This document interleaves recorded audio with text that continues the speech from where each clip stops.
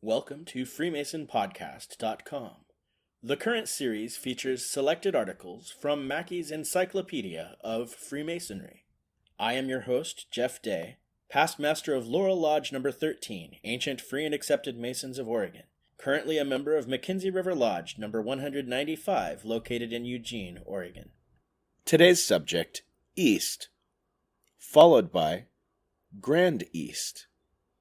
East. The East has always been considered peculiarly sacred.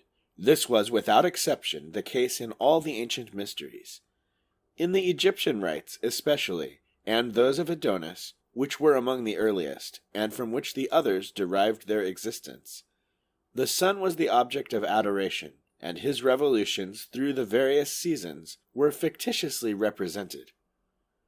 The spot, therefore, where this luminary made his appearance at the commencement of day, and where his worshippers were wont anxiously to look for the first darting of his prolific rays, was esteemed as the figurative birthplace of their god, and honored with an appropriate degree of reverence. Even among those nations where sun worship gave place to more enlightened doctrines, the respect for the place of sunrising continued to exist. The camp of Judah was placed by Moses in the east, as a mark of distinction. The tabernacle in the wilderness was placed due east and west, and the practice was continued in the erection of Christian churches.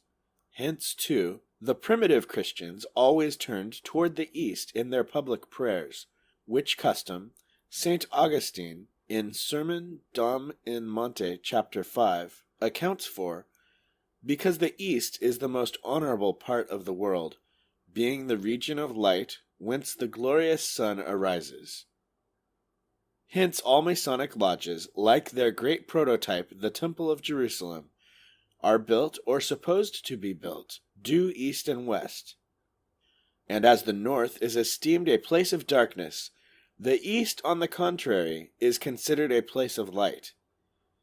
In the primitive Christian church, according to St. Ambrose, in the ceremonies that accompanied the baptism of a catechumen, a beginner in religious instruction, he turned towards the west, the image of darkness, to abjure the world, and towards the east, the emblem of light, to denote his alliance with Jesus Christ.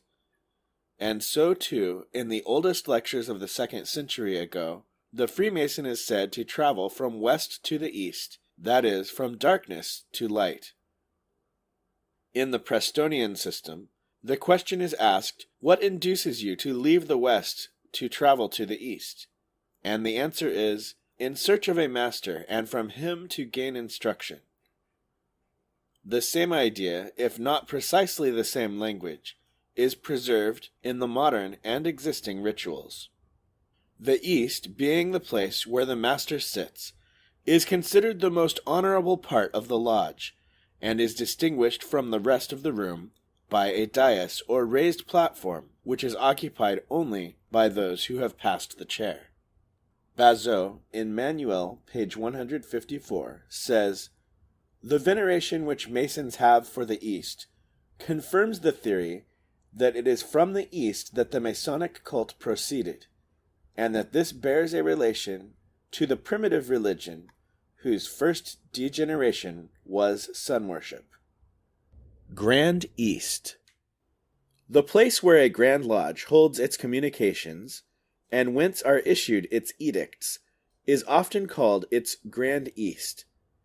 Thus, the Grand East of Boston, according to this usage, would be placed at the head of documents emanating from the Grand Lodge of Massachusetts. Grand Orient has sometimes been used instead of Grand East, but improperly. Orient might be admissible as signifying East, but Grand Orient having been adopted as the name of certain grand bodies, such as the Grand Orient of France, which is tantamount to the Grand Lodge of France, the use of the term might lead to confusion. Thus, the Orient of Paris is the seat of the Grand Orient of France.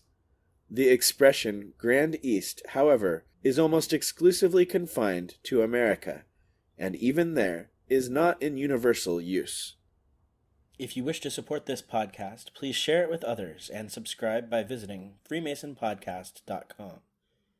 Follow at Mason Podcast on Twitter or at Freemason Podcast on Facebook.